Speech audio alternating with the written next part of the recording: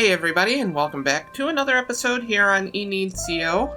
We're down here in our little base area, gonna be building a glass bee apiary today. If you caught my episode the other day, I built that tower up there on the hill behind us, and we had talked about doing the roof together because we did most of the building together, but unfortunately I had decided I was going to do a glass dome, and as I said, glass domes can be a little tricky, and I didn't want to really bog down the video, and I had said I was going to do a specific video where I talk about building glass domes.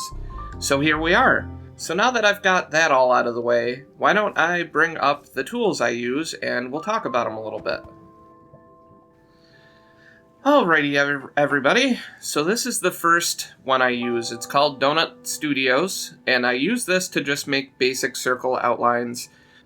It'll give you the details, letting you know exactly how many stacks, or how many blocks rather, it would take to build that circle.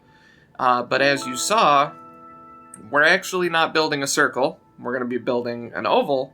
So if you use Donut Studios, which I'm going to link in the description of the video, the Donut Studios circle generator, and then I'm also going to be linking Plotz Modeller, which we're going to take a look at here in a second.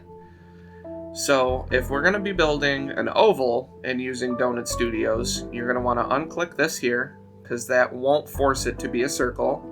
And I know that I'm going to be doing a 17 by 11 circle, and we're actually going to be doing it thin.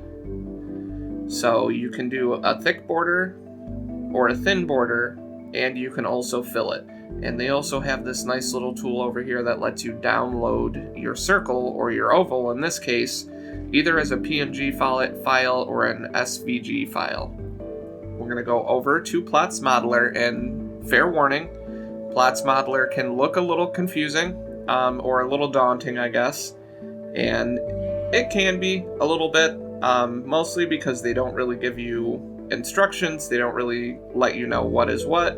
So these two middle ones that are on 32, these are going to be our width and our depth. And then what this top one is this is how high do you want the circle. Now obviously I said we're building a dome, not a circle. So what I do is I build it out like this, and then I will take this. So this is telling you how many lines. This one across the side, going up and down. If you click the down arrow, it's going to literally peel it back like an onion and show you all the different layers. So we're going to start right from that layer, and then we're going to build up from there. Alright, and now that we've got our basic shape all drawn out, and I've taken it down to the center point here, we're going to go back in game and knock out this glass dome.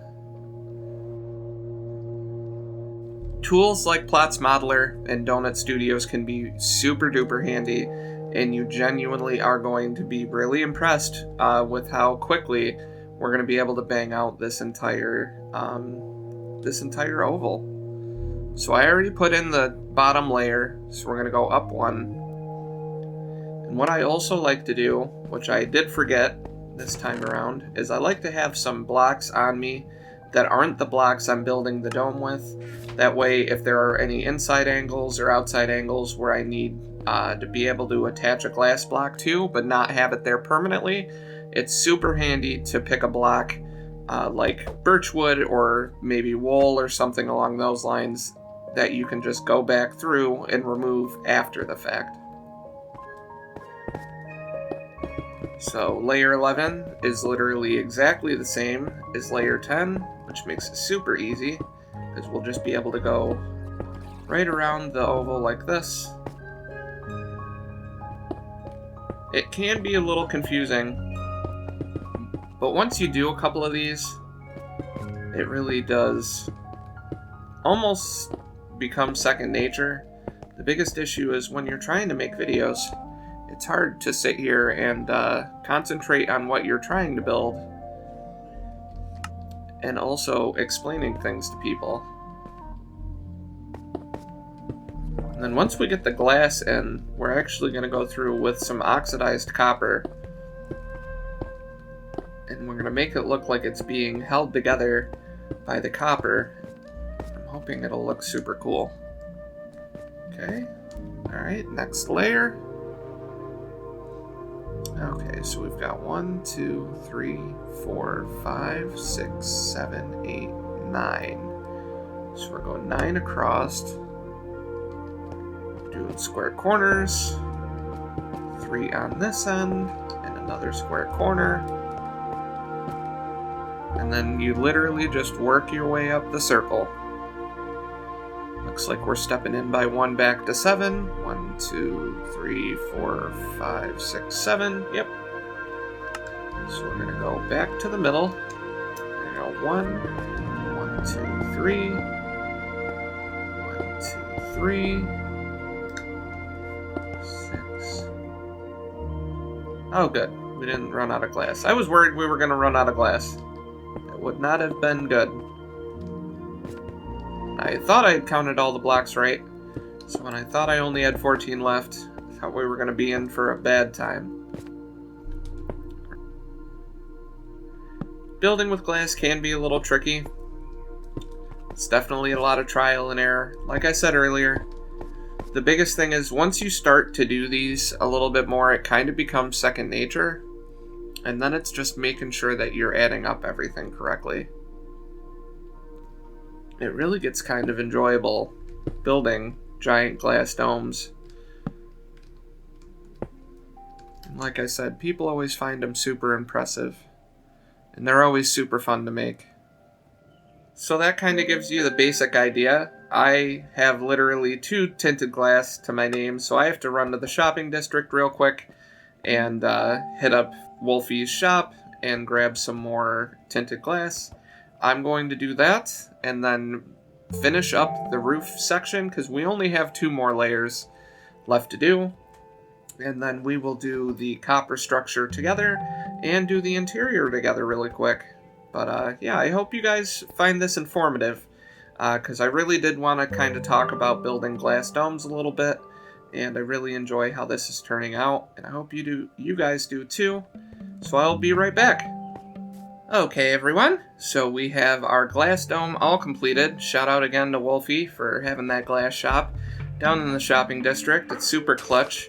So you'll notice I've got some oxidized copper variants here on my hotbar, and we're going to be building the supporting structure on the outside of our glass dome. So I think we're going to put a nice support up through here on either side of where we're going to be putting a doorway. And I think one here makes sense. And then obviously we want this to line up with the other side. We'll do that. And I just go right up the building. So obviously you don't necessarily need to do this. If you want to just do the glass, you can. I like doing this mostly because it makes it look more supported. Because obviously in real life, glass domes can be just made self-standing. But obviously in real life, sometimes you need a little bit more support. Add some of these stairs before I get too ahead of myself.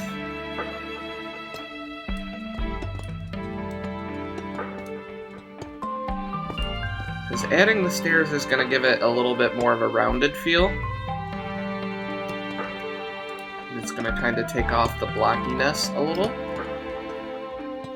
And obviously if you wanted to, you can go through with an axe and kind of de-age some of this. But I think I'm going to keep it all the nice teal color because I really enjoy the way the fully oxidized copper looks. I'm a huge fan of teals in general. So I was super excited when they added all these copper blocks to the game, because it really adds a whole lot more color variation. I think we got all the stairs in. Let's take a look and make sure, because it's going to be a pain trying to get back up here again. there we go. I really enjoy how that came out. Let's get our rockets down here on the hotbar and go for a little fly. Oh yeah, I really enjoy how that looks. It definitely looks way more reinforced. But we all know that I like building funky builds. So it definitely fits my build style pretty perfectly, I gotta say. Alright, so now for this entryway. I'm trying to think how I want to do it. 'Cause I kind of want it to be like this.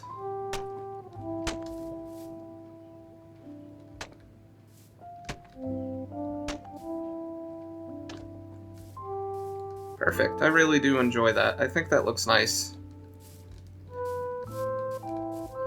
Alright, so now the interior.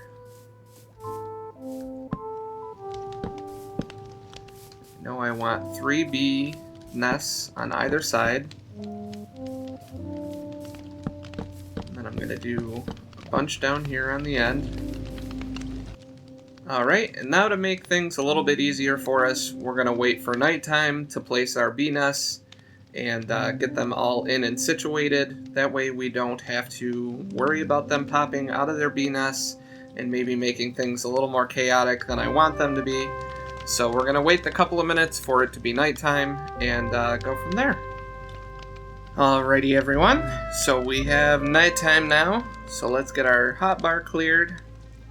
Apologies if you can hear construction noises in the background. My neighbor is having their roof redone, and it's made the last couple of days pretty unbearable, won't lie. But thankfully, this should be the last day they're doing it, and then we won't have to worry about this anymore. Alright, we got the beehives in. Now we're going to add in some trapdoors. Some tools down on the hotbar again.